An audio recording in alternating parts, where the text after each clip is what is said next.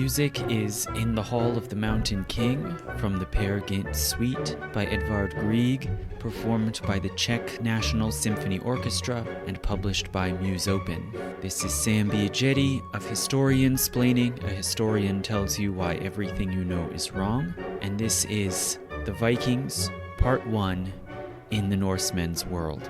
So I've been researching for some time for a series of lectures about the Vikings, either 2 or 3, depending on exactly how much I get through tonight.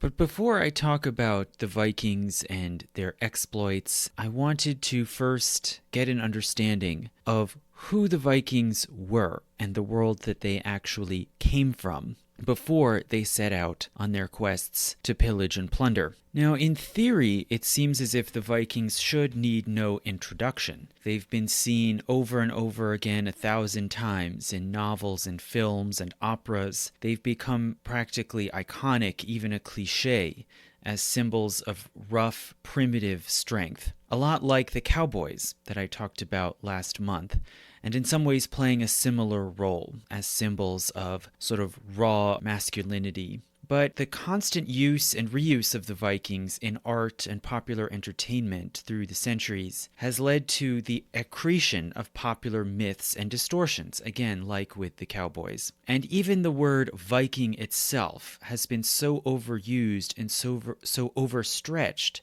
in its meanings that even academics have basically given up on trying to maintain its original technical meaning. So what is that? Viking technically is not an ethnonym. It is not, at least originally, the name for a people tied together by language or customs or common ancestry or even a common geographic region. Rather, Viking is a word for a pursuit or an activity. As some have said, it's a job title. So the people of early medieval Scandinavia were Northmen, and it appears in different dialects as Nordmen or Norsemen. And in modern Scandinavian languages, the term is Nord-born inhabitants of the North. And the correct way to refer to the language and religion of these people of the early medieval Scandinavian world is Norse. So technically speaking, it's wrong to refer to Viking art or Viking mythology, Viking society, etc. Rather, a Viking is specifically a person who sets out by sea to explore, and more specifically to raid and pillage.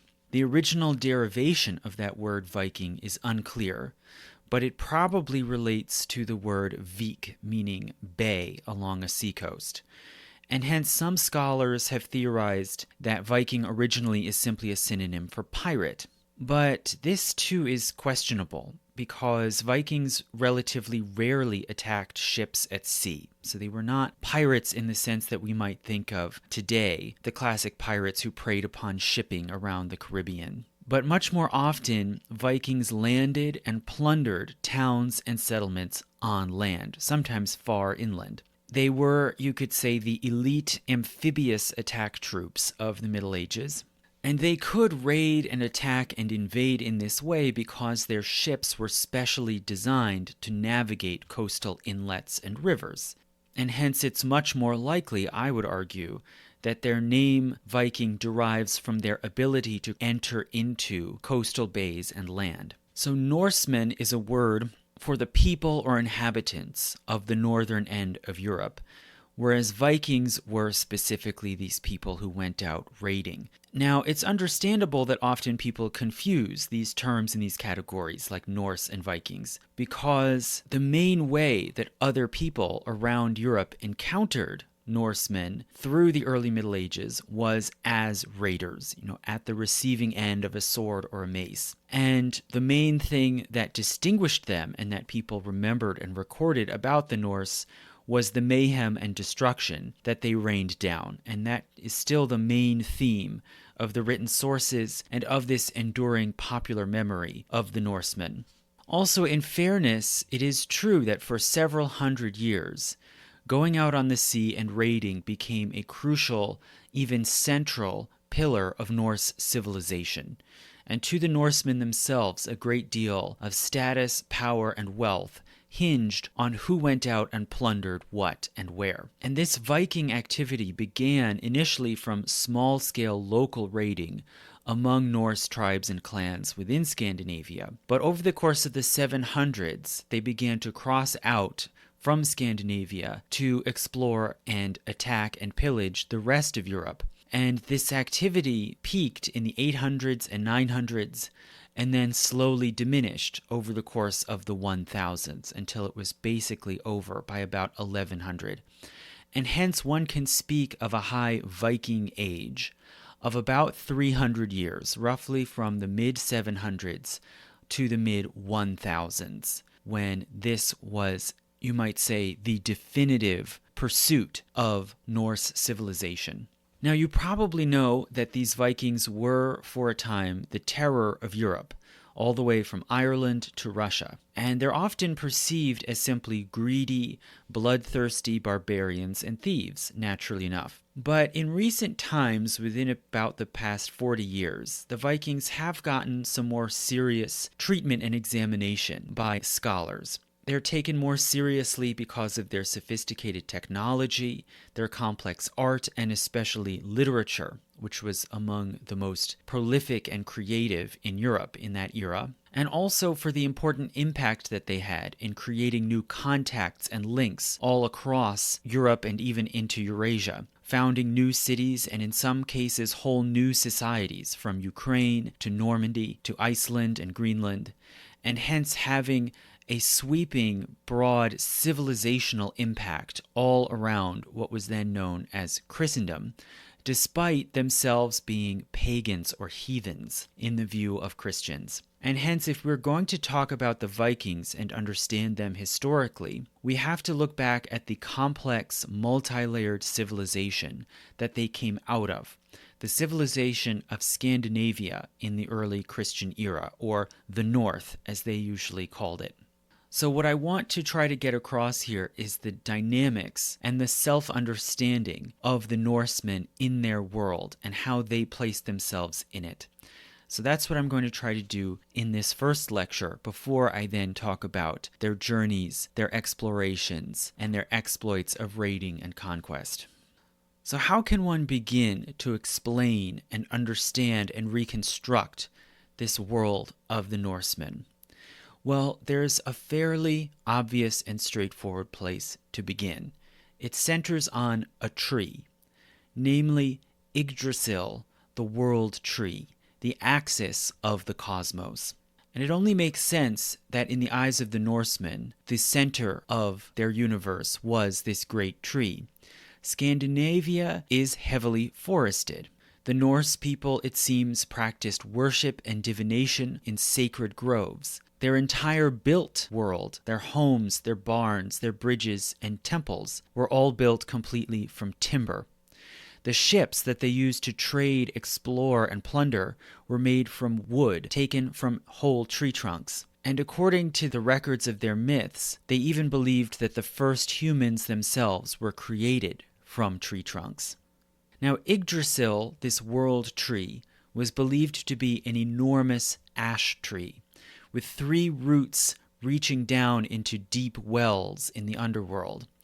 The branches of the tree reached upward into the airy realms and the heavens. This tree was evergreen. It was constantly fed upon by creatures and monsters of various sorts, but it always healed and regenerated itself. Arranged around the roots of the tree, the trunk, and the branches are the 9 cosmic realms, the homes of various gods, monsters, and men.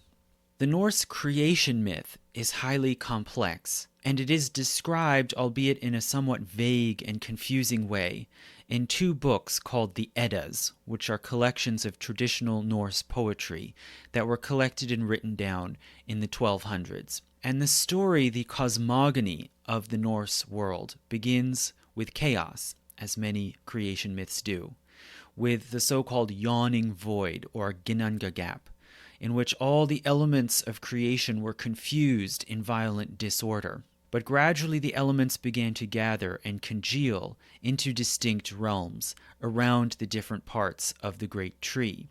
The first 2 to form were Niflheim, a cold world of water, ice, and mist. And secondly, Muspel, a world of fire. The first creatures appeared because an ice shelf extended out of Niflheim as the cold waters of that world flowed out into the gaping void. They froze into a great ice shelf, which then extended, and as it came near to the fires of Muspel, it received the spark of life, and it came to life in the form of an ice giant called Ymir. Ymir then gave birth to an entire race of giants, who are called the Jotuns. They are brutish and voracious in appetite.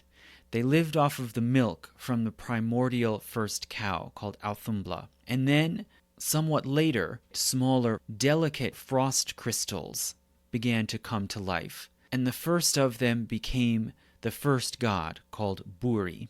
Buri then begat a race of gods alongside the giants, and his offspring included Odin, who later became the great leader of the gods, and his two brothers named Vili and Ve. These three brothers joined together and killed the frost giant Ymir. His blood flooded the ice world, killing most of the giants. The three brothers then banished the remaining giants to a faraway realm. They took Ymir's body out into the Ginnungagap, Gap, and they fashioned the pieces of it into a new realm. They made the earth from Ymir's flesh, the rocks from his bones and teeth. From his blood they made sea, lakes, and oceans. They surrounded the earth's lands with a great encircling sea. From Ymir's skull they made the sky, which they suspended above the earth, held up at its four corners, the north, south, east, and west, by dwarves. They took sparks of fire from Muspel and scattered them within this dome, giving rise to the stars. And finally they took Ymir's eyebrows and eyelashes and wove them into a great fortifying rope or chain, which they then ran around the earth, encircling it to guard it against the hostile and vengeful giants whom they had banished. And hence this new realm that they created was called Midgard, meaning the middle enclosure. And finally, they took two tree trunks that washed up on the seashore in this new earth, and they animated them into the first man and woman, who were called Ask and Embla. Ask means ash tree, seeming to echo the great cosmic tree Yggdrasil. The name of the first woman, Embla, is of unclear meaning, but it might derive from the word for elm, and hence each of these first humans, the man and the woman, were each created from a strong, durable wood, one of them the ash being exceptionally rigid, and the other the elm being soft and supple. And so according to this creation myth, humans themselves were made from trees, and furthermore were made by the gods to inhabit a realm that had been created through violence, but that was specially guarded from these hostile and chaotic forces. As for the other 6 realms that are arranged around the axis of the great tree, there are firstly 3 lower worlds. These are Jotunheim, the home of the giants, which is depicted as a world of frozen mountains and forests. There is Hel, a cold, misty underworld that is the fate of some spirits in the afterlife. There is Nidavellir, the realm of dwarves, who are the master craftsmen of the cosmos, and Nidavellir is a moon world comprising mines, tunnels, and underground forges and workshops. Above these there are then 2 higher, more heavenly worlds, suspended further up the trunk of the great tree, and these are Elfheim, the world of the elves, which is a bright, vibrant forest world governed by the goddess Freya, who is associated with prophecy and divination. And then there is Vanaheim, which is a mysterious world that is not described in any detail in any of the surviving poems, but which is known to be the original birthplace of a clan of gods called the Vanir.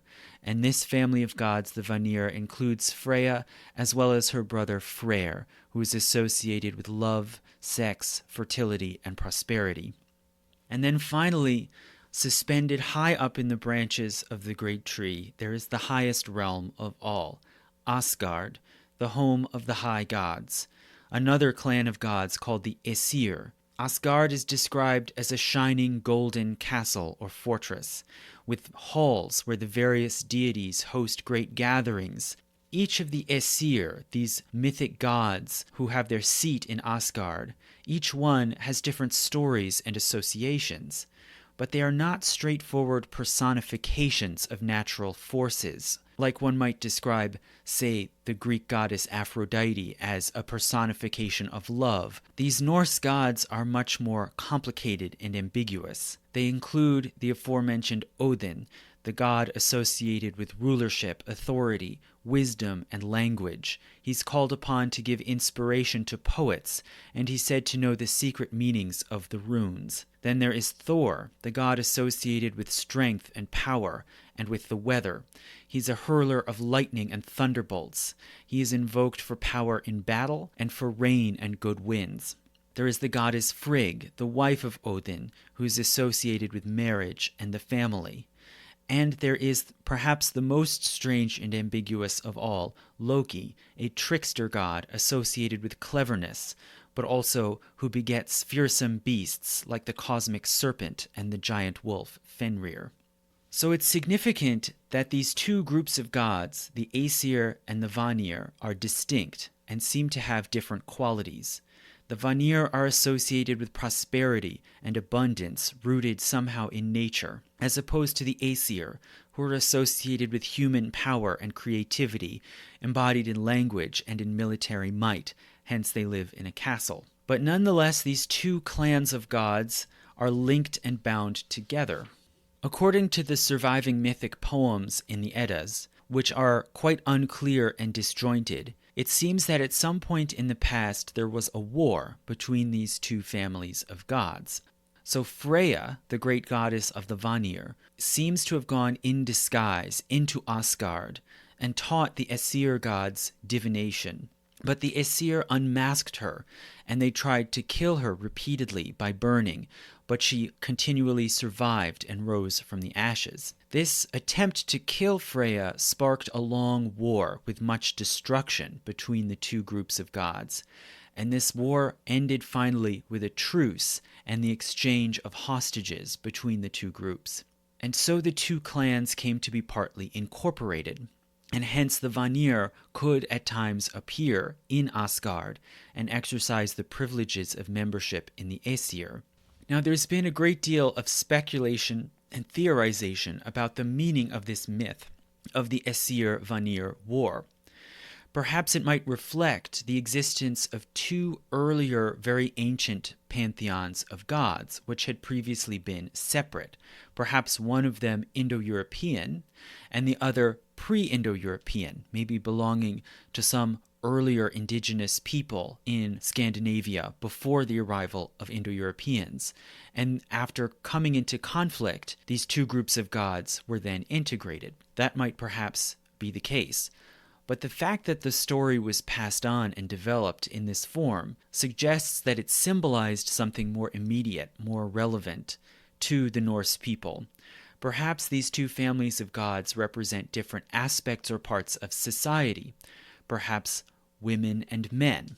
The Vanir seem to be more associated with fertility, and the Aesir more with rulership and warfare. Perhaps they represent different classes or modes of society, perhaps farming as opposed to war and raiding. But none of these schematic explanations quite seem to work. There's no definite pattern in the gender of the gods. Both groups include both male and female deities, and both seem to have been revered and venerated in Scandinavia by both men and women. And when it comes to agriculture and warfare, some important gods, such as Thor, were important to both and could be invoked for strength in battle as well as for rain for the crops. So there's no clear, easy way to delineate what these two groups represent. But another possibility is that they might stand for conflicting forces or impulses within Norse society, even within individual personalities in the Norse world. Conflicts between the warlike and the peaceable. The desire to achieve wealth and power through force or through cultivation. And the two probably existed always in tension throughout the Viking Age. Scandinavia is a fertile, abundant, and rich land, both in terms of farmland and mineral resources. But it could also be violent and unstable, especially in times of scarcity. Now, having said this much, some of you probably can see some points of comparison to other mythologies. The story of the destruction of the frost giant Ymir and the use of his body parts to create the world that they called Midgard is remarkably reminiscent, for instance, of the story of the cosmic man, Panku, who is spoken of in early Chinese myths. There are also many other stories from other mythologies about wars and overthrows between two contending groups of gods, such as the Titans who were overthrown by the Olympians in Greek mythology. There's also the existence of these various afterlife realms, which can sound similar to Hades or the Elysian Fields. But in a number of ways, this Norse mythology that is captured in the Eddas is more frightening than any of these. There is a great emphasis on the power and threat of enemies like the giants, or the vicious creatures created by Loki. Humans appear as very minor figures and emerge almost as an afterthought, not as the great pinnacle of creation. And specifically, Midgard, the human realm of the earth and the seas, is presented as small and dwarfed and encircled by other frighteningly large and mysterious realms. There's a great emphasis on vulnerability to enemies, to frightening, inscrutable forces of heat and cold and water. And there is pervading this mythology a sense of fear and inescapable destiny. An emphasis on the warlike power of gods can be seen in this light as an expression of insecurity, of the need for human beings for constant protection and support against hostile forces. And this pervasive atmosphere of danger is summed up by the myth of Ragnarok. So the Eddas contain elaborate prophecies about the foreordained end of the world. And this aspect of the Eddas is extremely complex and detailed, and I cannot go through it in this lecture, but just in brief, this prophesied future apocalypse begins first with a breakdown in the human world, with social decay, loss of norms of honor, the breakdown of law and authority, which then is followed by a natural decay, represented by a long, deep winter lasting for 3 years with no summer, and the sun going dim as food runs out. A passage of this prophecy in the poetic Edda says, quote, "Brothers will fight and kill each other. Sisters' children will defile kinship. It is harsh in the world, whoredom rife, an axe age, a sword age, shields are riven, a wind age, a wolf age. Before the world goes headlong, no man will have mercy on another."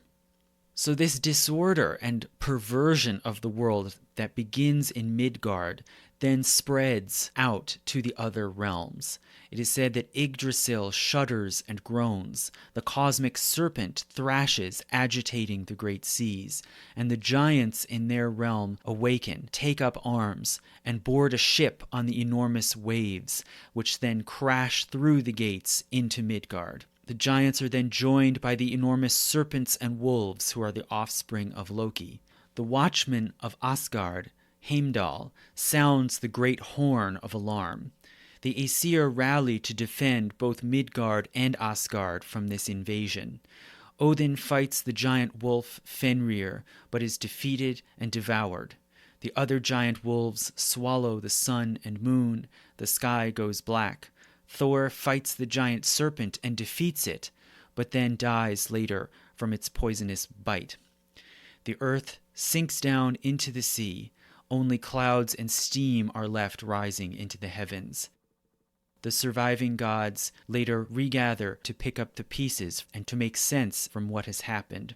And eventually a new earth begins to rise again out of the sea. Trees, birds, and fish return.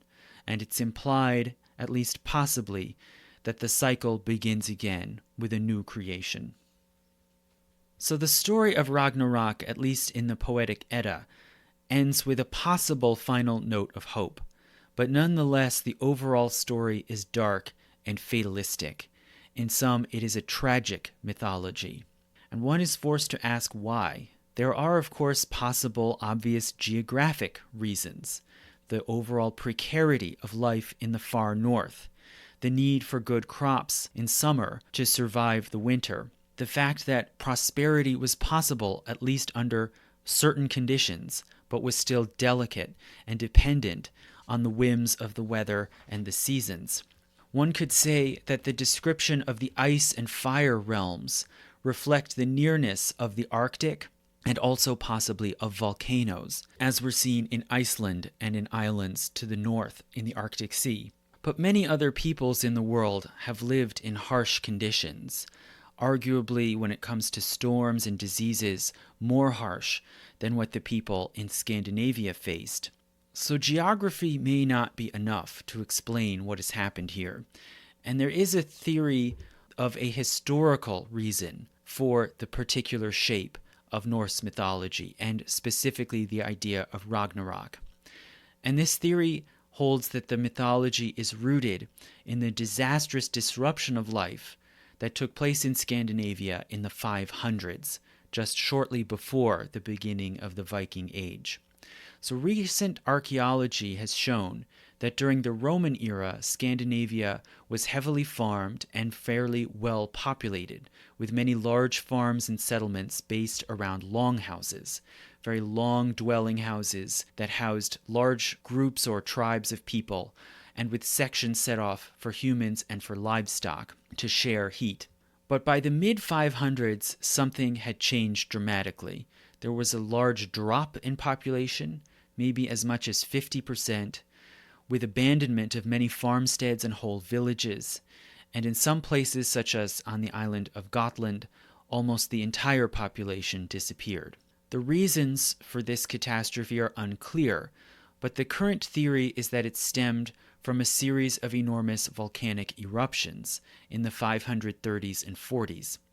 The first one, which took place in El Salvador in the Americas in 539, was probably the largest volcanic eruption ever in human history, and it was followed a few years later by at least one more, maybe two more, almost as big.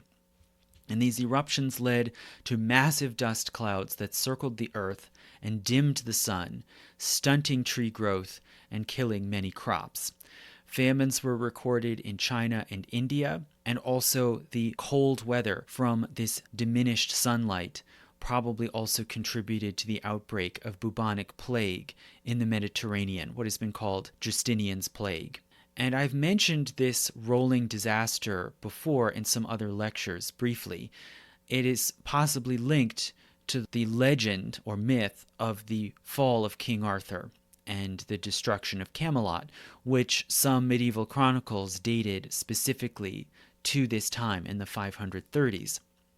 And there are other documented political and social upheavals in other places in the world, like wars and revolts. Now, it stands to reason that the impact of this climate event would have been especially severe in the far north, because, as I said, there is a great deal of fertile land in Scandinavia, but with a very short growing season, and the sunlight in summer is crucial. So during this event, probably crops and natural food sources were both devastated, even down to the animals and fish yields in the seas.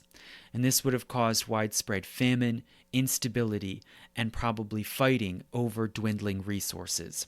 So some scholars, such as Neil Price, have argued that the description of the mythic Ragnarok may reflect memory of this time of catastrophe and rupture, especially the references to the dimming sun and the long winter.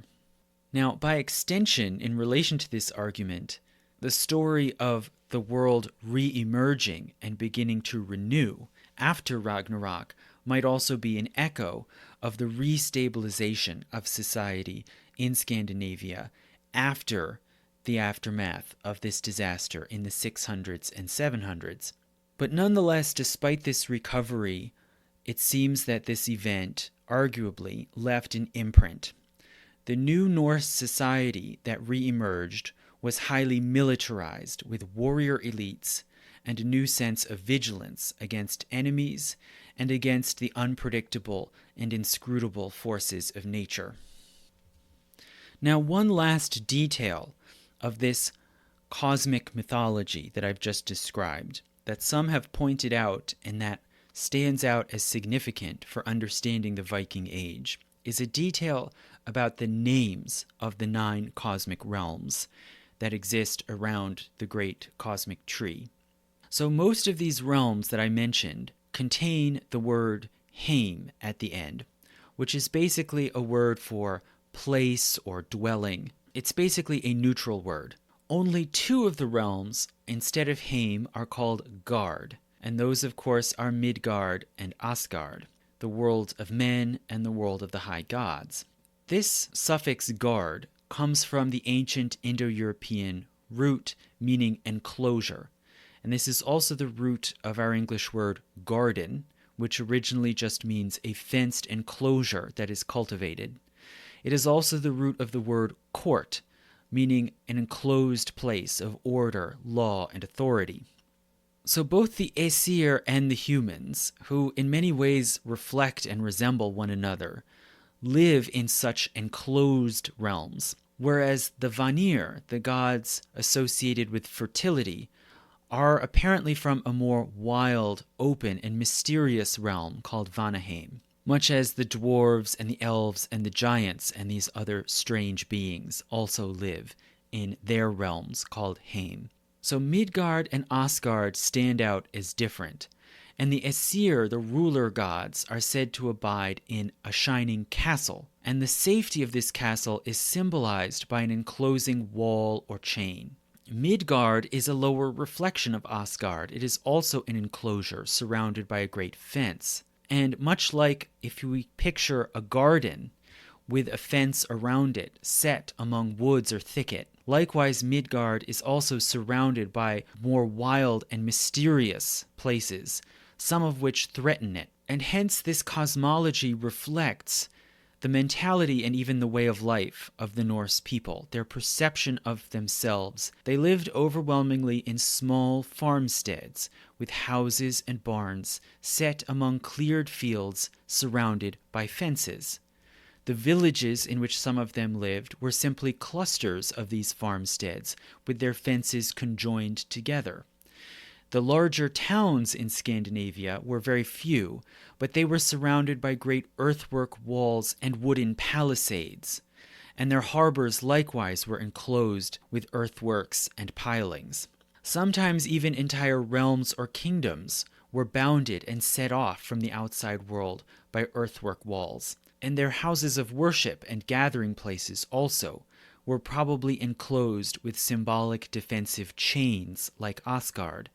For instance, the temple at Uppsala was reportedly encircled by an enormous golden chain.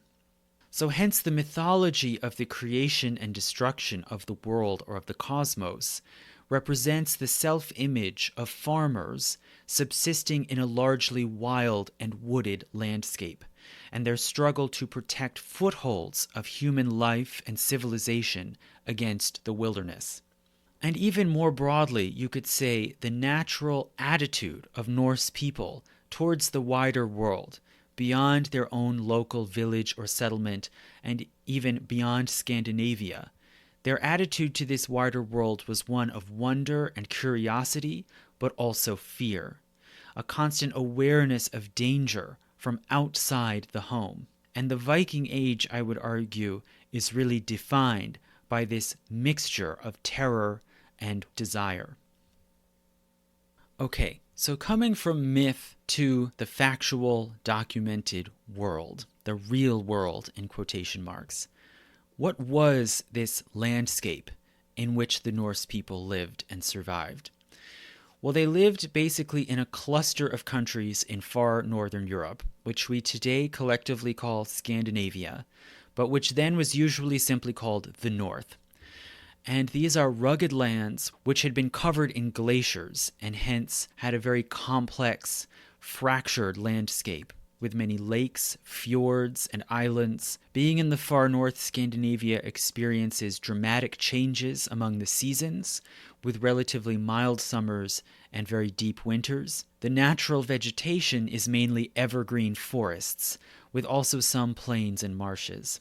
Now, to begin from the south, closer to the main body of Europe, and work our way northward, we begin with Denmark. The main body of Denmark is a small, flat peninsula that extends northward from Germany, and which is called Jutland, after an ancient tribe, the Utes. And Jutland separates the North Sea from a sea channel called the Kattegat, or the Cat's Gate, which then in turn leads into the Baltic Sea. And to the east of Jutland, there is an archipelago of islands of various sizes, the largest of which is called Zealand. Now, if one continues then to the north or east and crosses these sea channels, one reaches then the Scandinavian peninsula, which is a much larger body, running all the way from the Kattegat near Denmark, all the way up to the Arctic Circle and close to the North Pole. The eastern side of this Scandinavian peninsula is Sweden. Sweden is mostly low and flat, much like Denmark, and it has hilly forested lands in the south, in the regions traditionally called Skåne and Gotland. Then north of that there are large lowlands with many plains, marshes, and very many lakes and rivers with islands in them. And this region was traditionally called Svea, after the Svear tribe, which is where Sweden originally gets its name from. Then further north beyond this region, there is a subarctic area of hills and forests. Now, west of Sweden, running along the western side of the Scandinavian peninsula, is Norway, the name of which originally just means the northward path. And Norway is much more mountainous and rugged, with many snow-capped mountains and glaciers, as well as a complex coastline, very jagged and cut into by long, narrow fjords. And at the heads of these fjords, there are many deep, flat valleys, which are suitable for farming. Now, if one continues westward off into the Atlantic Ocean, there is also Iceland, which comes into the picture towards the end of the Viking Age. And Iceland is a rugged, volcanic island with some valleys and grassy plains. It was uninhabited in ancient times. The first known people to land there were Irish anchorite monks who had set out onto the sea with no destination and landed on Iceland by chance. But then, shortly after, Iceland was colonized in the late 900s by Norsemen migrating from Norway. And Iceland becomes in time a fertile ground for Norse life and especially literature. And hence, if one wants to reconstruct the history of the Viking Age, one often has to look for the story in Iceland. Now, all in all, looking at Scandinavia as a whole, it is mostly made up of peninsulas. And these peninsulas are connected to the rest of Europe by land links. But nonetheless, the northern link at the top of the Scandinavian peninsula is in the subarctic, and hence is very remote from the centers of European civilization. And then south of that there is Jutland, which connects directly by land to Germany, but it's a very narrow isthmus and easily defended. And it's not surprising that starting very early on, as early as the 600s, some of the Danes, the Norse inhabitants of Denmark, began building a series of defensive walls and trenches across this isthmus, which they called the Danevirke. So all in all, considering the geography, the climate, the shape of the land and the seas, it is not surprising that the region has historically been fairly isolated from the rest of Europe. It retains its own distinct languages, customs, and religion for much longer than most of mainland Europe. And in fact, Scandinavia was the last part of Europe to Christianize, except for some of the Baltic countries on the eastern side of the Baltic Sea. So if the landscape of Scandinavia is so rugged and so harsh in so many ways, how did people in these countries survive and subsist?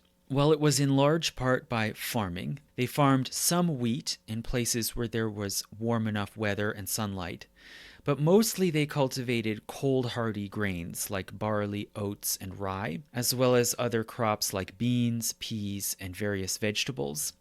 They also raised a great deal of livestock, such as pigs and fowls, including chickens, ducks, and geese. Cattle were also very important in certain areas, such as in rocky terrain that was too difficult to plow. They did gathering of wild foods, such as honey, and also a good deal of hunting, especially in the far north. And in some places, especially coastal Norway, sea fishing was very important, as well as also freshwater fishing, mainly in the lakes and rivers in Sweden. Now, who were the Norse in terms of language and ancestry? Well, the people of all three Scandinavian countries, Denmark, Sweden, and Norway, were all Norse since very ancient times, as far as recorded history can find. So the Norse people are Indo-European and specifically Germanic in ancestry. They were at the far northern fringe of the Indo-European realm, and they sometimes encountered other groups, including a non-Indo-European people called the Sami, who lived in the Arctic, especially above the Arctic Circle. And the Sami had their own distinct language and traditions. They were clearly distinct from the Norse, but there was also a great deal of intermixing, especially in the subarctic area. There also was some intermixing and intermingling with Germans and Slavs, especially along the shores of the Baltic. Their language belonged to its own distinct North Germanic branch of the Indo-European language family. The language that they spoke, we call it today Old Norse, because it is the ancestor of various modern-day languages. But at the time, it was generally simply called the Danish tongue. And this may seem strange because only some of the Norse people were Danes. But it made sense because Norse people, by and large, spoke the same language. Despite some different dialects and local accents, it was basically mutually comprehensible all around Scandinavia. And hence, most of the time, they didn't have to refer to their language. It wasn't a matter that needed to be discussed or negotiated. They only had to refer to it when dealing with foreigners who didn't speak the same language, such as Germans or Slavs or Frisians. And the Danes had by far the most extensive interaction with outsiders, with non-Scandinavians. And so in those contexts, it simply seemed to make the most sense to refer to this as the Danish tongue. Now, as I said, despite some variations in dialect, the language was remarkably consistent. People from all around Scandinavia could converse and communicate, and remarkably, that is even still mostly true today. If one puts together a Norwegian, a Swede, a Dane, they can all basically understand each other and get on. So despite some divergence over time, the modern Scandinavian languages are still extremely close to one another, and they are still extremely close to Old Norse, to the degree that if one transcribes ancient runic inscriptions from a Viking settlement and puts them into a Latin alphabet, modern-day Scandinavians can usually understand them. And this amazing degree of consistency, both across geography and across time, is probably largely due to the very strong poetic tradition, which has been passed down through the centuries and includes memorizing verse. Now, if Norse people had this remarkable consistency in their shared language, it raises the question, did they have a collective identity or an ethnic self-awareness? Well, it doesn't seem so for the most part. Overwhelmingly, Norse people identified themselves in local terms as members of a particular clan or village or regional tribe, like the Gothas or the Svier. They had no collective ethnonym apart from simply Norsemen or some variation on Norse folk, which is a regional geographic identity, not an ancestral or racial identity. But nonetheless, that regional identity, it does seem, was pretty strong. They saw themselves as having certain special qualities, setting them apart from foreigners. And they saw the North as a distinctive social space, a world unto itself, bounded by the seas and by political and even physical borders, again, like the Danevirke, defending the southern end of Denmark. So how did their society or their civilization work? Well, it's very complicated and tricky to try to reconstruct the Norse world in terms of society and institutions. And this is because the sources are very ambiguous and fragmentary.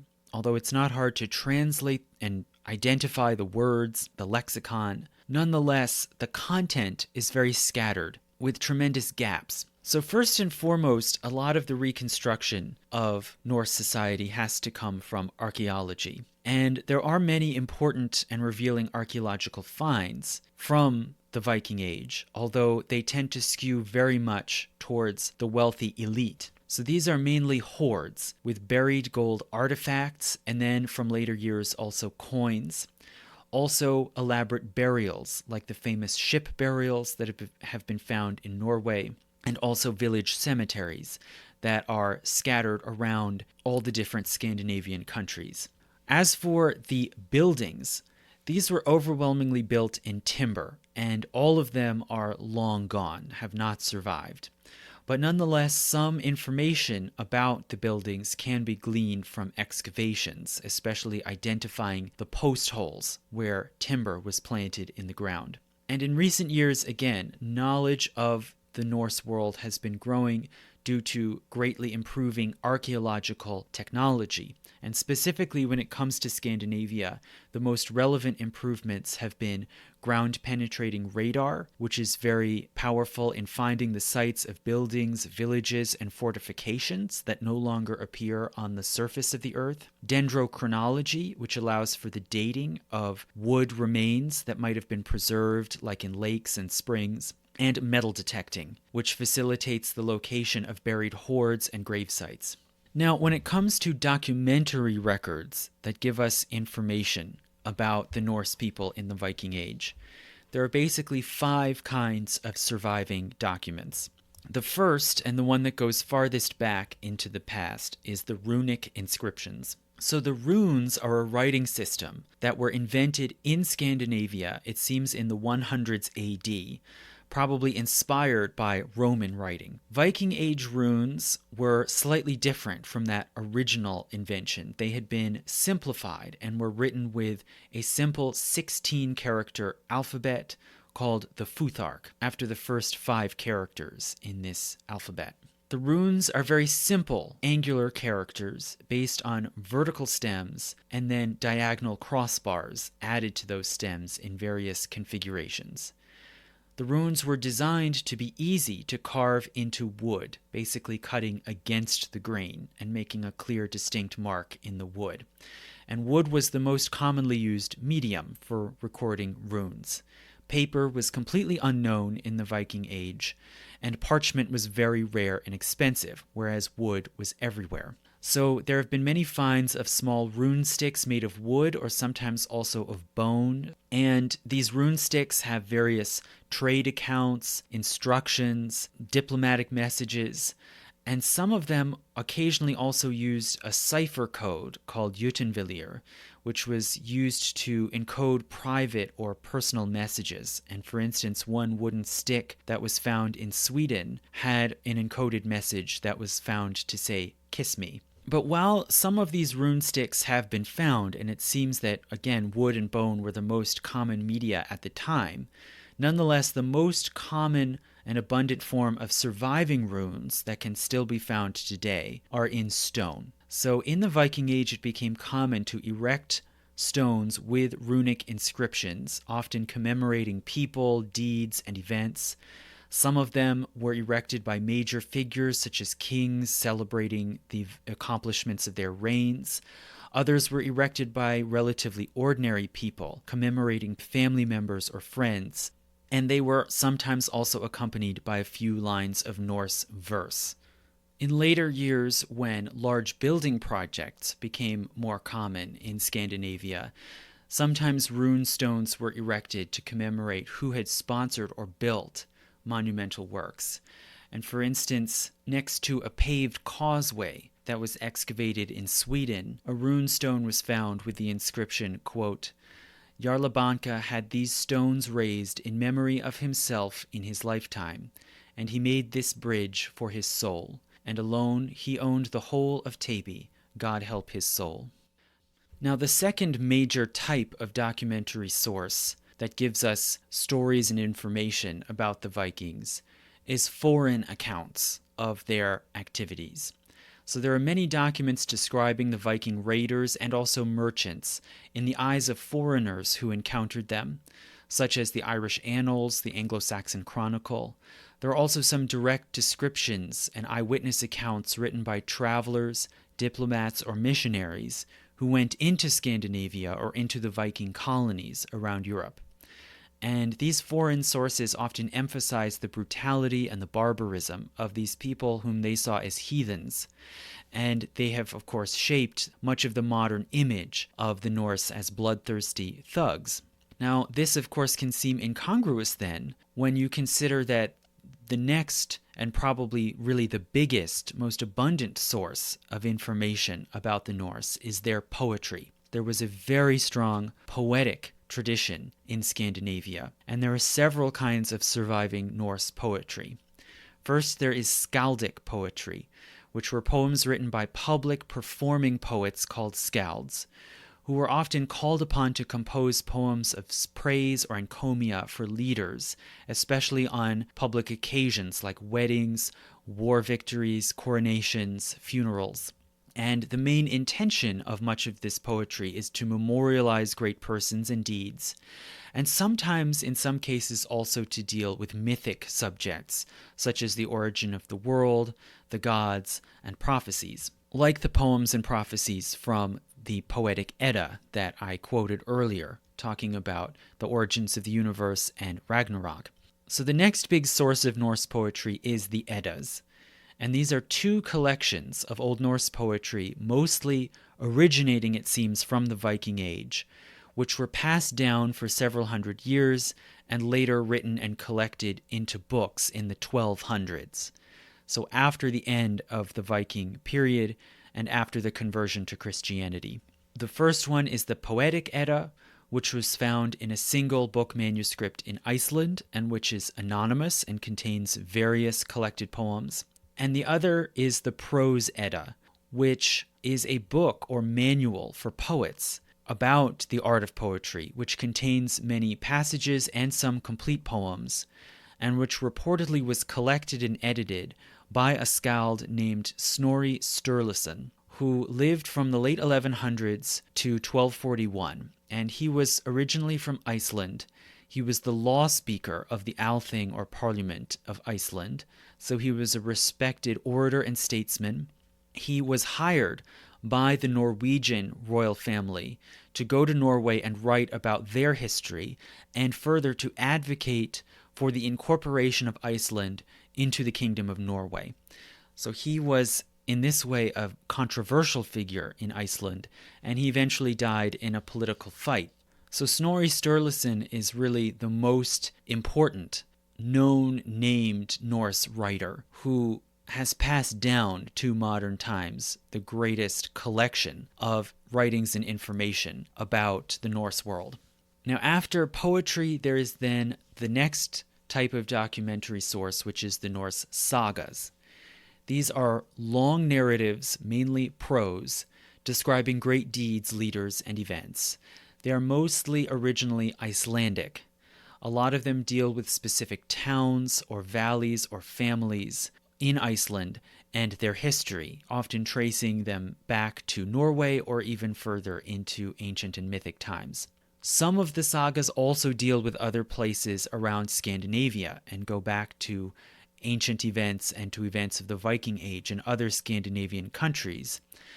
Most of these are anonymous. It's not certain where many of them were composed, but probably a lot of them were also by Icelanders. It seems that sagas were first and foremost an Icelandic art form. And Snorri Sturluson, the poet and law speaker who I mentioned before, while he was serving at the Norwegian court, he compiled and edited the Heimskringla, which is a massive chronicle of the ancestors of the kings of Norway, tracing their roots through the Viking Age and back to ancient times in Sweden, and ultimately all the way back even to the gods. And then lastly, the last significant source that may have some historical value is Latin Chronicles, which were written by Scandinavians in the Christian Middle Ages, so even later than the Eddas and the sagas. And these Latin chronicles may have been based in part on stories of real events, but their veracity is very unclear and uncertain. And the most significant of these probably was written by Saxo Grammaticus, a Danish clerk at the royal court of Denmark in the early 1200s, who wrote a chronicle in Latin called the Gesta Danorum, or Deeds of the Danes. And it's a massive Latin epic history of Denmark, inspired by the Greco-Roman classics, and also probably by English chronicles like Geoffrey of Monmouth's. This chronicle is very historically dubious, but it is famous today mainly because it contains in part the story of the Mad Prince Amleth, which then was the inspiration for Shakespeare's Hamlet. But putting these later Latin chronicles like the Gesta Danorum aside, there are 4 basic types of documents that give us evidence about the Norse world.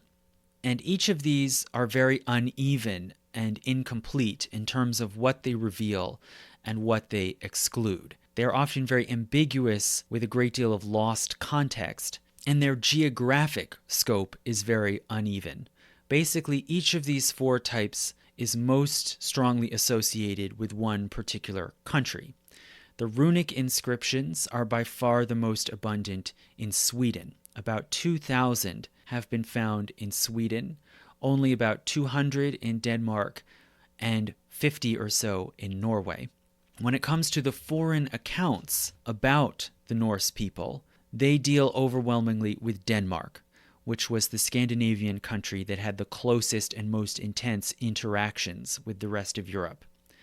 As far as the poetry, the skaldic poems, the Eddas, those spring mainly from Norway, and the sagas deal by far the most with Iceland. So using this very complicated, fragmentary, uneven base of evidence, one has to roughly reconstruct how Scandinavian society worked, what were its basic groupings and building blocks, its basic norms and practices. And there seems, despite the unevenness and the gaps in the sources, there seems to be a remarkable consistency all across the North. So as for the basic social groupings out of which society emerged, there is, of course, firstly, the household, which in Scandinavia was generally small as compared to other parts of Europe. It's centered on a married couple and their immediate family members, almost always fewer than a dozen people, and they lived usually on their own independent farmstead, centering on a built compound with a dwelling house. As for the houses themselves, the typical Scandinavian house was much smaller than the ancient Scandinavian longhouse that had preceded it, but it was still relatively large by medieval European standards. So the Scandinavian house did not have just a single room, like one tended to see in places like England and France, but rather typically 3 rooms, and this would include a main central hall with a central hearth, surrounded by various alcoves and platforms for sitting, socializing, and sleeping, and then 2 gable rooms offset at either end of the hall. One an enclosed kitchen or women's workshop with an earthen oven, and at the other end what seems to be a men's workshop. And this arrangement of the house probably reflects a sort of gender symmetry, or even arguably a parity, between the sort of parallel worlds of men and women. So when it comes to gender, women's status in Scandinavian society was relatively strong, as often happens in very martial and warlike societies. And this may seem counterintuitive, but there is a sort of logic to it, that if men are frequently away at war, if many of them die at war, often women, wives, daughters, mothers, were left then to handle the household and the running of civil society at home, and could often rise to positions of power and respect in society. Marriage in the Norse world was understood as an equal partnership, uniting both 2 people and their families. And either party, the man or the woman, could initiate divorce. Wives customarily brought dowries into the marriage with them, with the size and richness depending on the wealth and status of their family. And they would continue to own and control this dowry property through the marriage, and they also could acquire further property of their own. Many women are specifically noted and named in runic inscriptions as important landowners or as clan matriarchs. Several women are specifically named in the surviving literature as skalds or public poets. And in some sagas and other documents, there are references to female warriors who went out fighting and raiding and who were called shield maidens. And there's been much debate about whether or not this is true or accurate, whether there really were women who went out on the war and plundering expeditions. And if there were, it was probably very few. But this story of the shield maidens has in recent times been corroborated archaeologically, such as by the excavation of the grave of what appears to be a female warrior with weapons and horses in the town of Birka in Sweden. Now, beyond the household and the married couple, there were the larger groupings of clans and tribes. And these were based on kinship and on geographic region. They were led by kin group leaders or chieftains, and in many areas there also were higher-ranking paramount chieftains and war commanders who were called jarls, which is the root of the English word earl. Now, alongside clans and tribes, there also was the felag, which is the voluntary fellowship of men, who cooperated in joint ventures such as trade and also in mutual aid and defense, basically similar to the Germanic guild that was described in mainland Europe. And specifically, there was a specific type or variety of felag called the lith, which is the martial fellowship or warrior band that centered on a chieftain or a jarl, and that would engage together in war and raiding. So society was very militaristic and often unstable, but helping to maintain some degree of civil peace, there was also the thing, which is the local council or gathering for the debating of public matters and the settling of disputes.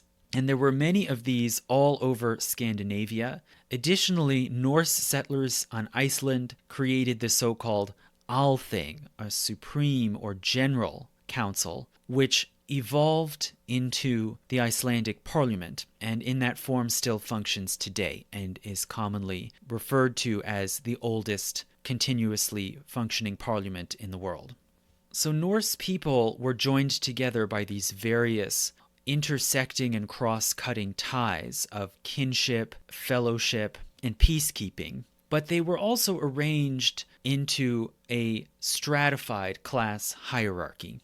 So most of the Norse people, it seems, were legally free, and that meant that they had the right to travel, to hold property, and significantly to speak and take part in the thing. Many of the free people were also freeholding farmers who lived on and cultivated their own land, but some of them also were poor laborers and servants without their own land, and there was, it seems, some legal stratification where the law recognized distinctions of wealth and status. For instance, there were laws requiring the payments of fines and fees as compensation for killing or injuring other people, and the fees and fines were higher depending on the status, the wealth, the rank of the person who had been injured, and whether their family were landowners. Now, while most of the people of Scandinavia, as I said, were free, also some were slaves. These slaves included captives who were taken from foreign raids and then sold in Scandinavia, as well as their children and descendants. Some also were enslaved for crimes, so they were not all necessarily foreign captives. And these slaves worked both on agricultural fields and in homes. They were subject to the power and discipline of their masters, albeit with some minor legal limits and protections.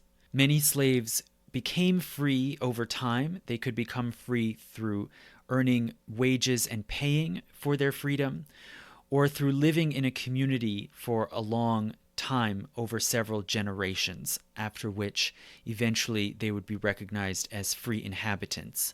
And this reflects the sort of lingering underlying assumption that slavery was essentially a condition of foreigners without kin. Now, as I said, society was warlike and militaristic.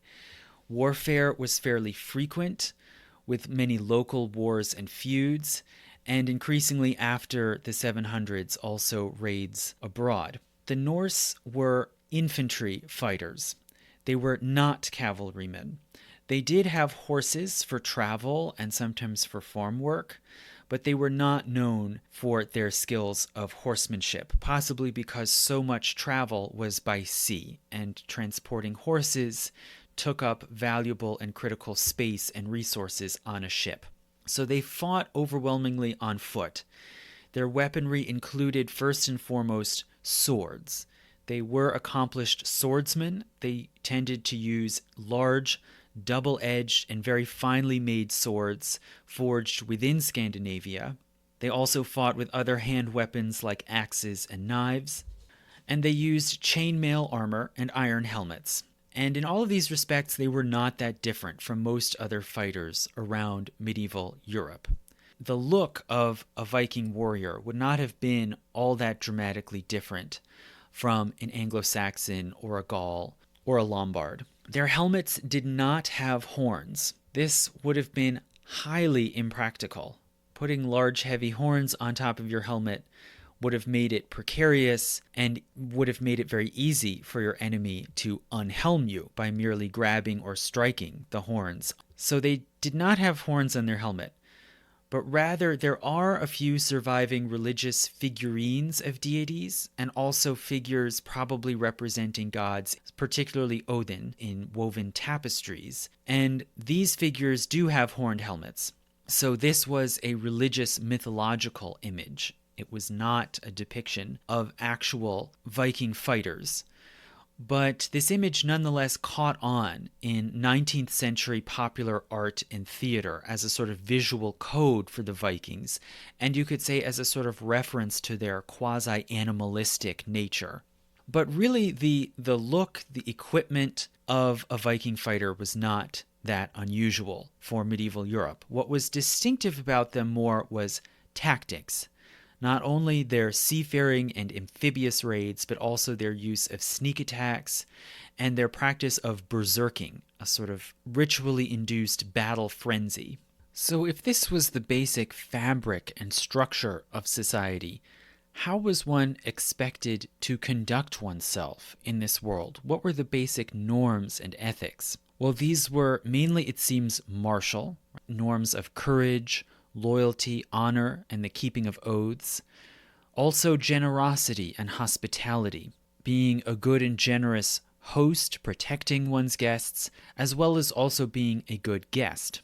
There's a surviving poem from the Eddas called Havamal, which contains stanzas of advice to a man who is venturing out in the world. And it begins, quote, "The man who stands at a strange threshold should be cautious before he cross it, glance this way and that. Who knows beforehand what foes may sit awaiting him in the hall? Better gear than good sense a traveler cannot carry. A more tedious burden than too much drink a traveler cannot carry. The tactful guest will take his leave early, not linger long. He starts to stink who outstays his welcome in a hall that is not his own." The codes of relations between guest and host were really fundamental, and they underpinned this image of the good, honorable, respected man. And the overarching goal of these norms, it seems, was fame. So the Norse people were just as obsessed with fame as the moderns. They just attached it to different people and different qualities for different reasons. So Norse poetry, it seems, always emphasizes that human beings and humanity itself are mortal. But nonetheless, fame lives on. There's tremendous importance placed upon the afterlife, the idea of halls, where the good, the righteous, the honored are able to gather and celebrate one another. And these halls in the afterlife most importantly include Folvangur, the Hall of Freya, and Valhall, sometimes also called Valhalla, the Hall of Odin. And these are the sort of two highest afterlife realms where warriors are able to feast and celebrate And the main aim of both the sagas and the skaldic poems is, of course, to celebrate great men and women, to pass on their deeds and their personal qualities to future generations. And even most of the rune stones, as I said, were erected to memorialize some person. And it's because of these that we know about many individuals by name and their deeds and their accomplishments, even if they're just snippets of their lives. And these runestones were put in visible public places on roadsides and crossroads, not tucked away in cemeteries or burial sites. And while some of them talk about heroes and kings, also many of them memorialize individuals simply for being a good farmer, a good spouse, a good father or mother. And all in all, I think the evidence shows that the Norse were obsessed with this idea of immortalization through fame and honor. And another stanza of that same poem, the Havamal, sums this up, I think, by saying, quote, "Cattle die, kindred die, every man is mortal, but the good name never dies of one who has done well." Now, as far as religious practice, as I said, Scandinavia was among the last places in Europe to accept Christianity. And rather, religion in Scandinavia, if you want to call it that, involved frequent offerings and invocations to various Norse deities, asking for prosperity, health, safety, victory in battle, and so forth.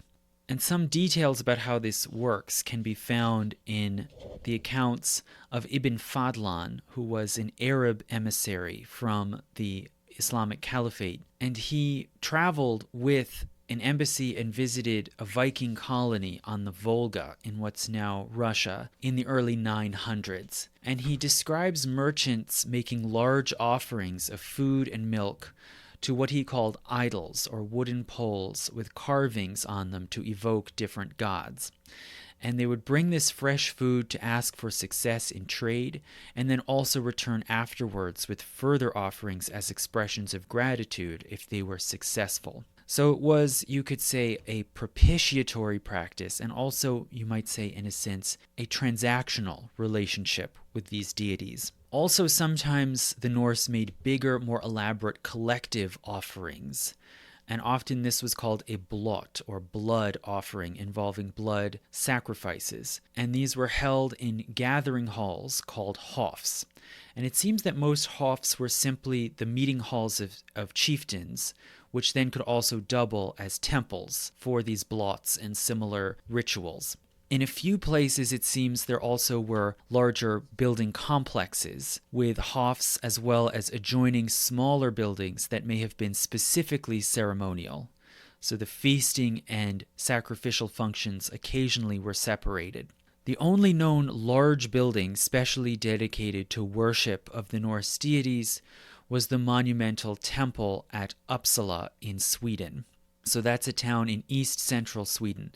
And we don't have much original information about it. However, the Christian chronicler Adam of Bremen in the 1000s, so writing at a time when many Scandinavians had become Christian, but there was still pagan practice in Sweden, Adam of Bremen described an enormous building with carved figures inside of the gods Thor, Odin, and Freyr. And this temple was a site of pilgrimage where people from far and wide would come to visit the temple itself to make offerings, as well as the sacred grove of trees beside it and a sacred well.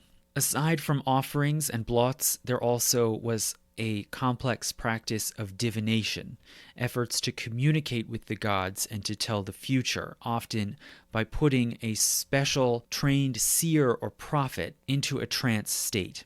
And many of the important Norse cosmological and mythological poems, like the poem describing Ragnarok that I quoted earlier, were delivered especially by female prophets and seers. There were very complex burial practices. These could be simple inhumation in a grave, or sometimes cremation, and sometimes both. Especially in the later Viking age, many people, it seems, were cremated and then their ashes interred in the ground. And these funeral and burial practices were very elaborate and ceremonial. They usually involved grave goods, which could range from simply a knife for a low-status slave, all the way up to entire ships and troves with treasure of gold and silver and gemstones. And these large, elaborate burials often included food and clothing, weapons for men, and domestic tools like cooking vessels for women, and also vehicles like carts or sledges or horses, or as I said, even entire ships, which confirms the notion that the Norse, like many other Germanic peoples, believed that the spirits of the dead had to travel using their own goods and equipment from the world of the living to an afterlife realm.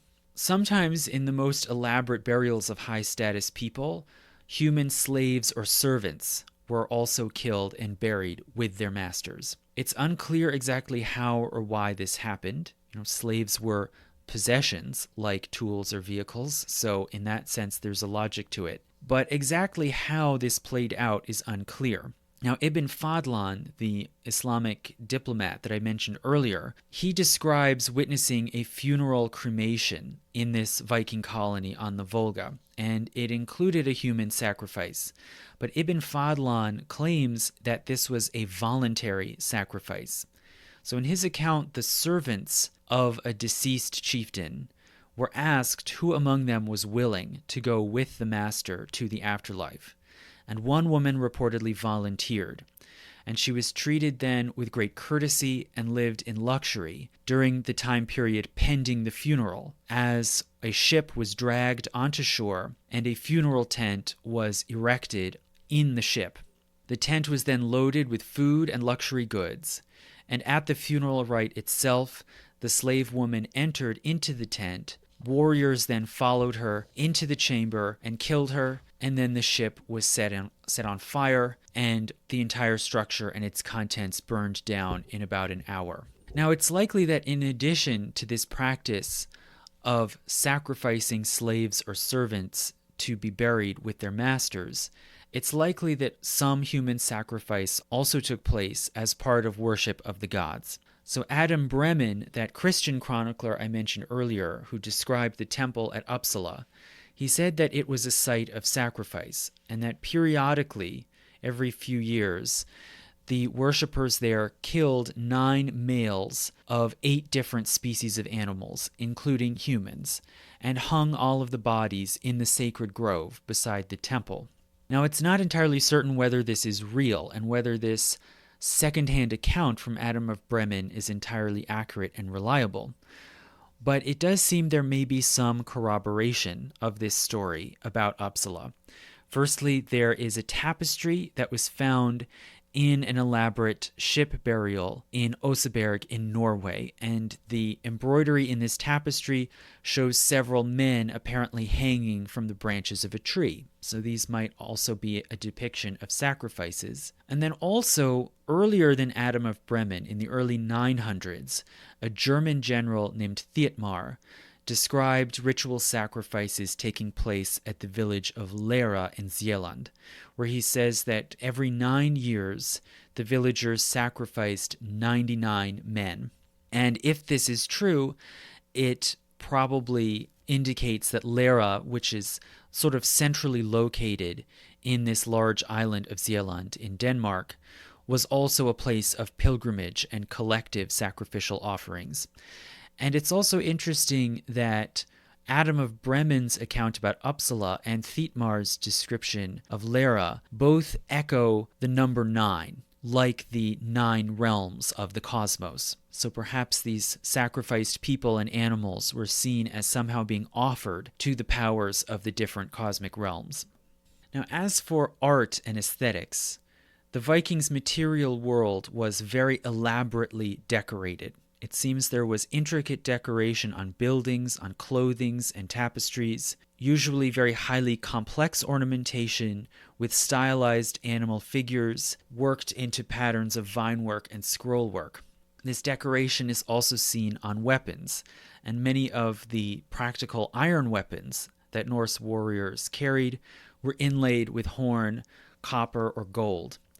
It was also seen, it seems, on ships. So for many centuries, on up through the 19th century, it was assumed that Viking ships were simply practical and utilitarian, like the cogs that were often sailed around the North Sea and the English Channel. But in more recent times, we know that this was not true. And this is because of the enormous ship burials that have been discovered at different times in Norway, principally the Oseberg ship, which was a burial ship for 2 wealthy women in about 820, and the Gokstad ship, which was the burial chamber for a male chieftain around 900. And these ships were not at all plain or utilitarian, but they were carved with exquisite scrolling designs and with ornamental human, animal, and deity figures, especially snakes. So they are striking and beautiful as well as fearsome and frightening. And one might question whether these were in fact real sailing ships or simply ornamental ships created for the purpose of burial.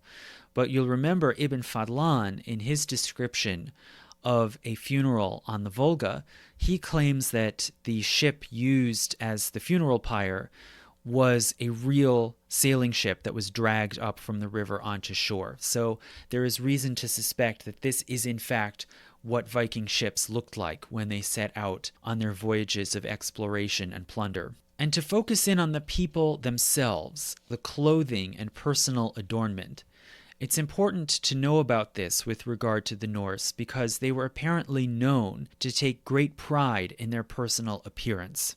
Observers of the Norse noted their very well-made clothes, which they frequently changed, and their elaborate jewelry. They dressed, naturally enough, in many layers. Men wore undergarments and trousers and tunics over them, often with embroidered hems and borders. Women wore undergarments like shifts, and then overdresses over top of them, which they wrapped around the body and then held up by shoulder straps over the shoulder that were fastened onto the overdress with large oval brooches.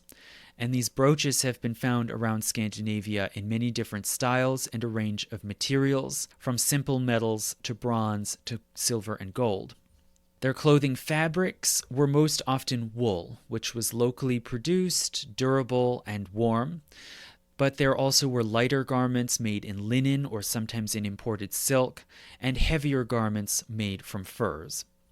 And as for their bathing and grooming, the Norse were known especially for full, carefully trimmed beards and mustaches. Norsemen were known for their full and carefully trimmed beards and mustaches.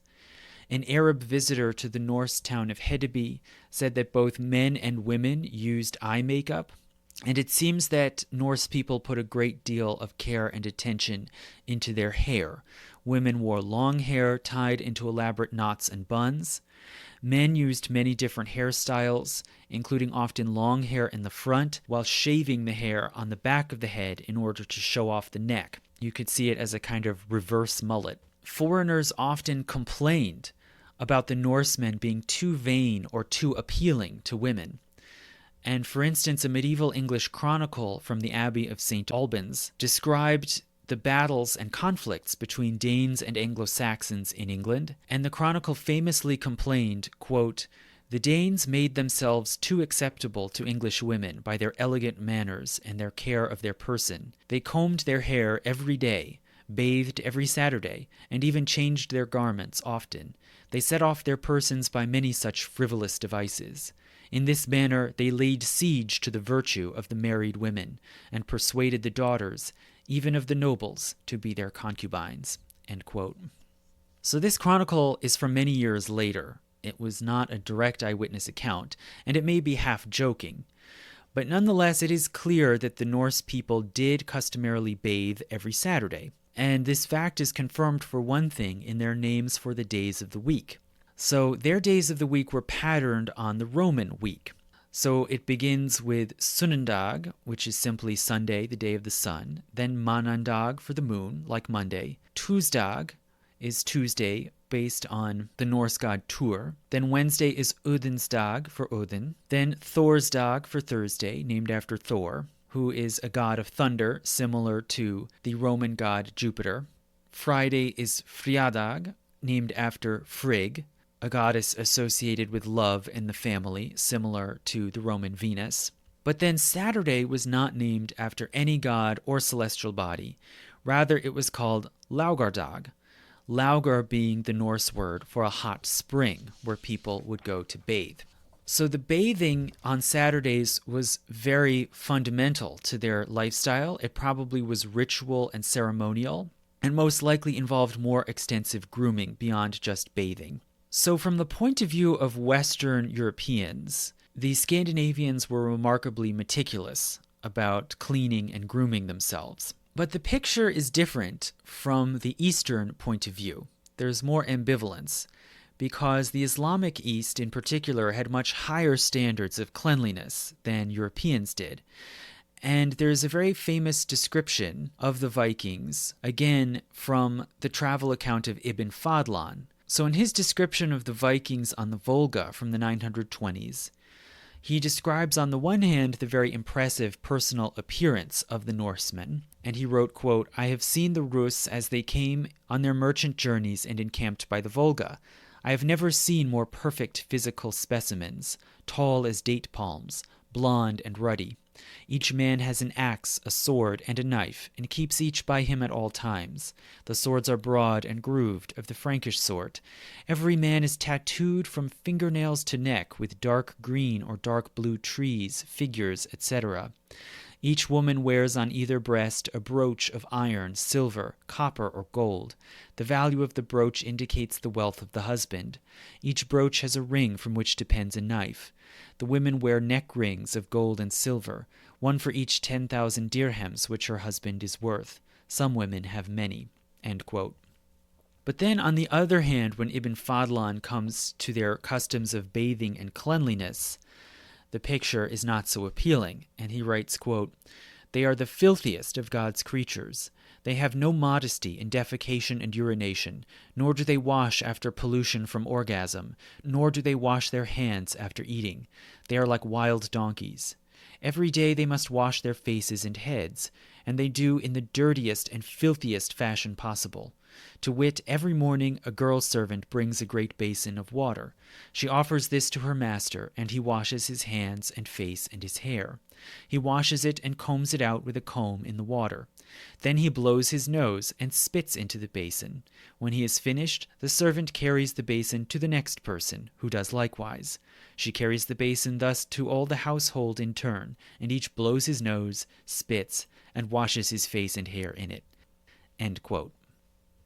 So you might see a tension here, or even a contradiction, between the Western and Eastern views of the Vikings and their personal habits. And you can see here clearly, especially in Ibn Fadlan's account, a clash of standards of purity and disgust. Clearly, this whole scene and this whole process sounds incredibly gross to us, as it would to a Muslim or an Arab that Ibn Fadlan was writing for. But nonetheless, in the Vikings' defense, we should note some things. For one thing, they came from a cold climate with very few diseases. There are no known epidemics to have broken out in the Viking Age. Scandinavia had no cities or even very large towns and no crowd diseases. And so it was not arguably as much of a threat for them to share germs through bodily fluids as it would be for people from other parts of Europe or the Mediterranean or the Middle East. And hence the sense of disgust that we feel at the idea of spit and mucus being circulated around a household is culturally specific. And furthermore, it seems that, again, the main point of this sort of morning ablution ritual was grooming for personal appearance, not for health. Now, as we heard, Ibn Fadlan was also very impressed by the wealth and the opulence of this Viking colony on the Volga. That was a mercantile colony, so that makes some sense. But it does seem that over the course of the Viking Age, society back in Scandinavia also grew quite wealthy. And it wasn't just through raiding and pillaging. There was a successful exploitation also of trade. So how did trade and commerce work to build up the wealth of the Norse people? Well, Scandinavia, as I said, is a very rugged terrain, but trade and travel could be carried out by sea along the coasts and also over land by rivers, lakes, roads, and footpaths. This sort of travel was relatively difficult in summer due to mud and flooding rivers from meltwaters, and also just the dense forests and rocky terrain were very difficult to cross. And this was especially challenging, it seems, in Sweden. Even though Sweden was flat, it was cut through by dense forests, lakes, and marshes. So travel around Scandinavia, including in Sweden, was actually much easier in the winter, which sounds counterintuitive. But in the winters, the lakes and rivers froze, and the rocky terrain was covered over with snow, which then could be crossed fairly easily with sledges, skis, and on some surfaces even skates. So important goods like animal hides or fish could be traded and exchanged around Scandinavia, and then on the sea lanes they also could then export and gain foreign goods. So what sort of goods could be exported from the Norse countries? Well, there was the obvious wool and animal hides. Also iron. There were large sources of iron that were mined and exploited in both Sweden and Norway. And even still today, Sweden is one of the major iron suppliers of the world. There also were special varieties of stone which could be valuable, such as slate, which was often made into whetstones for export, soapstone, which was made into cooking vessels, and rock crystal, which could be carved for religious jewels and sculptures and for drinking vessels. There also were very valuable export materials obtained by hunters and fishers in the far north, and these include elk and reindeer antlers, some of which were obtained by hunting and some by trading with the Sami, and most especially walrus tusks, which were the best available ivory in Northern Europe. And so the abundance of these resources made it possible then for Norse merchants to trade abroad and to import silver and gold, which were the most desired, and also other luxury goods such as wine and silk. Now, how was this foreign trade carried on? Overwhelmingly, of course, by sea. So Norse settlements on the coast built and launched cargo ships, which were made from carefully selected, naturally curving and shaped timbers, which were then riveted together. These were sailing ships powered by square sails, also sometimes supplemented by oar ports for human power and for maneuvering in small harbors and inlets. These sailing ships could travel quickly and easily around the Baltic and up the rivers into Eastern Europe, which was the main destination, in order to then obtain trade goods coming from the Byzantine Empire, the Middle East, and even the Silk Road. Over the course of the Viking Age, they also increasingly conducted trade to Western Europe as well, including to Britain, France, and Spain. The valuing and exchange of these goods took place mainly at seasonal markets that formed annually in gathering places. There were many of these in Sweden, which were held especially in the later winter, when travel was the easiest. But the biggest in Scandinavia may have actually been Kaupang on the southern coast of Norway, just south of what's now known as the Oslo Fjord. Very fine imported goods were traded here, such as glassware and bronze work from all around Europe. How were these exchanges conducted? Well, it seems the main medium of exchange was silver and gold, which could be carried and exchanged in raw nuggets or in small jewels, like bands and earrings, which could then be weighed on small portable scales. And over time, informal conventions arose around the regular size and quality of gold rings, which could then be easily counted and exchanged as a kind of unofficial currency or ring money.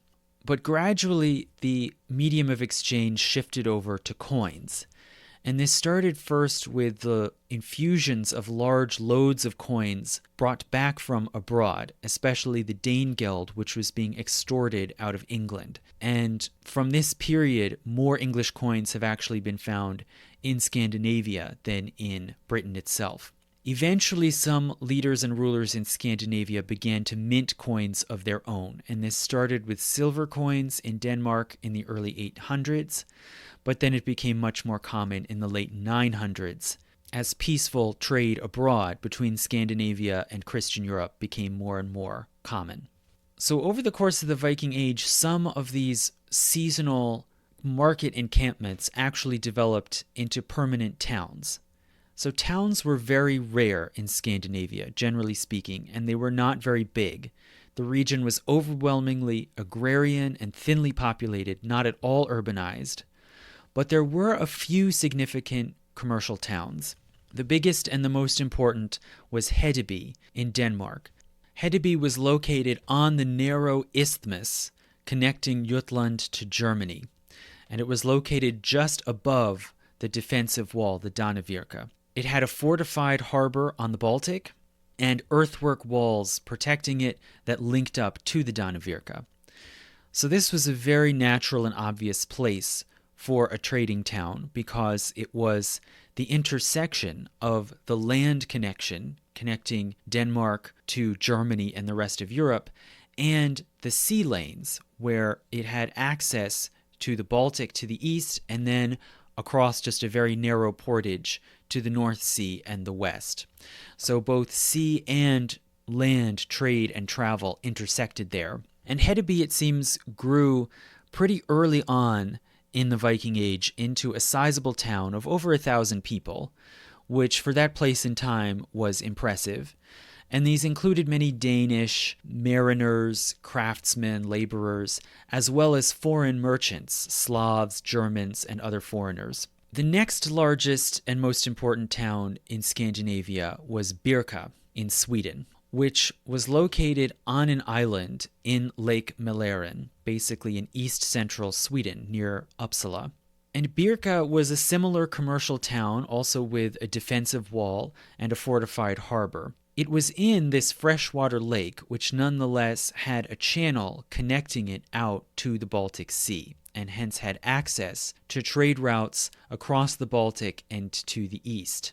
And it seems that it was a major center of trade and exchange between Scandinavia and Eastern Europe, and the trade routes going all the way out into Asia. And one clear marker of this is the Helgö treasure, which was found and excavated on the island of Helgö, another nearby island in the same lake, which had various exotic fine goods, including a bishop's staff from Ireland, a bronze ladle from North Africa, and most famously a bronze Buddha statuette that had been made in India. Now, aside from Hedeby and Birka, which were by far the biggest, the most important, the most vibrant, there were a handful of other sizable villages, such as a few in Jutland, which existed from very early times, including Ribe and Aarhus. And then later, towards the end of the Viking Age, as trade increased, some new commercial towns were founded, such as Skara in Sweden and Trondheim in Norway. Now, in addition to these, there was a smaller town that I've mentioned before that nonetheless was socially and religiously important, which is the religious pilgrimage town of Uppsala in Sweden, just a short ways north of Birka.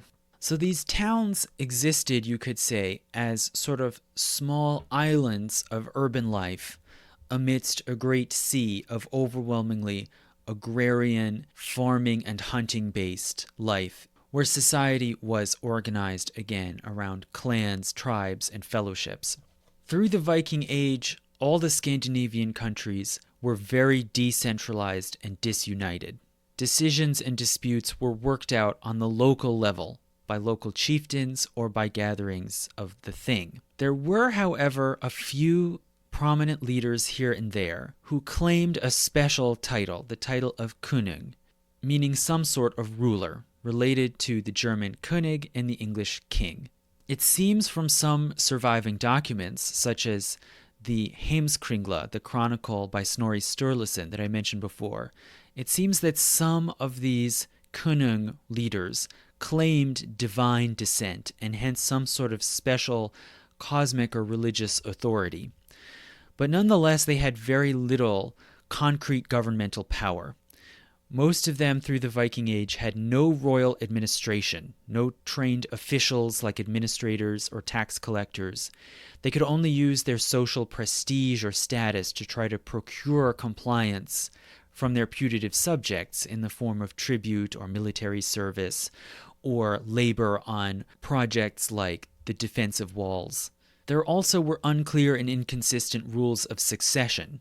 And when a Konung died, there often were disputes over who would succeed him, and these could be resolved by all sorts of unpredictable processes like negotiation, sometimes joint kingship, where a father and son or two brothers might both claim the title and have to rule cooperatively, sometimes division of the realm into separate territories, and sometimes battle, resulting in one or the other contender being killed or fleeing into exile. So while it does appear that there were sort of king-like figures somewhere on the scene through much of the Viking Age, it was a very slow and haphazard process for them to gradually consolidate political power. Over time, it does seem that their power did grow, and there are several likely reasons for this. For one, rulers could use their prestige to lead missions of exploration, trade, and plundering, and bring back the wealth from these undertakings, and then they could distribute that wealth to various followers in order to build up and buy more support, thus creating a sort of continuing cycle of increasing influence and power. Also, the population, it seems, at large saw certain advantages in political consolidation. Strong rulers could help to protect land and sea routes around Scandinavia and abroad. They could tamp down on the endemic raiding and feuding within their countries and allow for more peaceable trade and prosperity. And as the years went on and as raiding got more and more difficult and less profitable, this option became more appealing of instead having a consolidated realm with limited conflict and greater opportunities for travel and trade. Also, the rise of stronger, more centralized royal kingdoms in the rest of Europe to the south started to make unity and concerted defense seem more necessary. And so, particularly over the course of the 900s, Norse kings started to build up larger courts, receiving diplomats and visitors, built up personal armies, and started to create royal workshops and mints to mint coins and currency. And this process began most of all and earliest in Denmark, which again makes sense because Denmark was the closest and the most exposed to the large European kingdoms, which were threatening to their security and also provided models of centralizing royal administration. So Denmark, through the Viking Age, was repeatedly threatened from the south, and even very early on, as early as the 600s, they were threatened by Saxons and Slavs along the Baltic. Then in the 700s, they were threatened by Charlemagne, who conquered the Saxons and forced them to convert to Christianity and submit to his rule. So for all of these reasons, the Danes had to look towards unity and concerted defense, and they undertook projects like the Danevirke along their southern border. Then in the 900s, they were menaced again by the resurgent Kingdom of Germany, which was sort of resurrected out of the ashes of the Frankish Empire. And it seems that the Danes responded to this constant, repeating threat from the south with a great deal of defiance. And Frankish chronicles from the 800s record that Danish kings, whom they name, including one named Gudfred, who reportedly ruled in the early 800s, resisted this encroachment from the Franks and built up and manned their defenses and resolutely rejected Christian missionaries or the idea of conversion. But after that point, through most of the rest of the 800s and 900s, there's very little reliable information about the kings from within Denmark. Perhaps they had fairly little power in times of peace and were basically just ceremonial figures, only exercising actual power and leadership at moments of external threat. But we do know that eventually powerful kings did emerge who are described in the surviving Norse records. And the earliest of these is Gorm the Old, who ruled in the mid-900s, and he was reportedly the first to unite together a large portion of Denmark, mainly the mainland called Jutland. He was then succeeded by his son called Harald Bluetooth, who succeeded Gorm around 960. And Harald Bluetooth significantly took baptism and supported the introduction of Christianity into Denmark. He also aggressively extended his power eastward onto the islands of the Baltic and across to the Scandinavian peninsula. So by the time he died, his realm included not only Jutland, but also all the islands to the east and the southern end of what's now Sweden, including the provinces of Skåne and Gotland. He also laid claim to some of southern Norway as well, but this seems to have been tenuous and he wasn't able to hold on to it. So he had a very extensive realm, unlike any previous Scandinavian ruler, and he endeavored to secure it with great building projects. So he built roads and bridges, including an enormous half-mile-long timber bridge called Ravninge in southern Jutland. He also built a network, you might say, of 7 enormous circular earthwork fortresses around his various domains, 5 of them in what's today Denmark and 2 in Sweden. And some of these enormous fortresses, which were unlike anything known to have been built before in Scandinavia, some of them are located on sea channels, but also some of them are inland, away from the shore. And this suggests that they were not used in order to control sea lanes or in order to launch expeditions abroad, but more likely they were intended to house troops strategically around the realm in order to control the civilian population and suppress local resistance. Nonetheless, there was, it seems, a series of rebellions of increasing size all through Harald Bluetooth's reign, and the last one was led by his son, called Svein Forkbeard. And Svein defeated Harald, who died in battle in 986. So Svein Forkbeard took the throne by force, and he rallied the country. He did not, it seems, simply try to suppress and tamp down internal resistance, but he rallied the various elites of the country together for a grand project, which was an invasion of England. And he crossed the North Sea in an enormous fleet, successfully landed in England, was proclaimed king by some of the parts and provinces of England, but he was unable to capture London.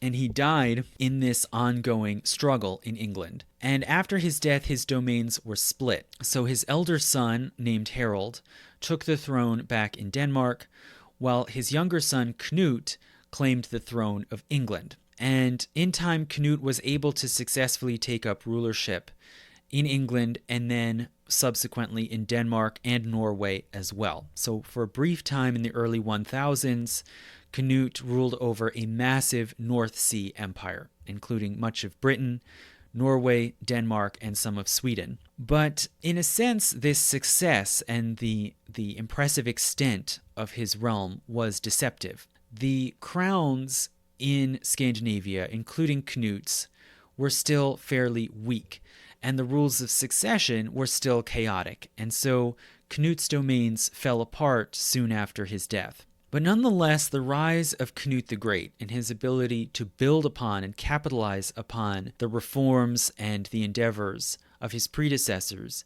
this was still a watershed. So his rise to power in the early 1000s arguably, I would say, marks the beginning of a new era of increasing royal power and centralization, of increasing involvement in the rest of Europe, both of which were facilitated by the rise of Christianity. So Harald Bluetooth was not the only king in Scandinavia to see Christianity as advantageous, as a way to overcome and paper over regional and tribal differences, and to refocus prestige and authority around the towns and around the royal courts.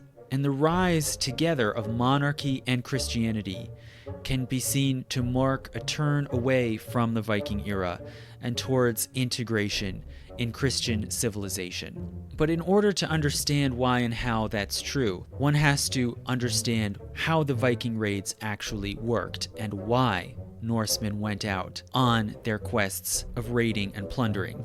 And so that question of the rise and fall of the Vikings, I will leave until another lecture.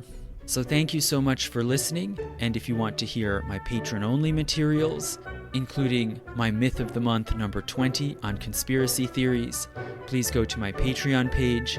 The link should be in the description, and sign up at any level, even if it's just $1. Thank you.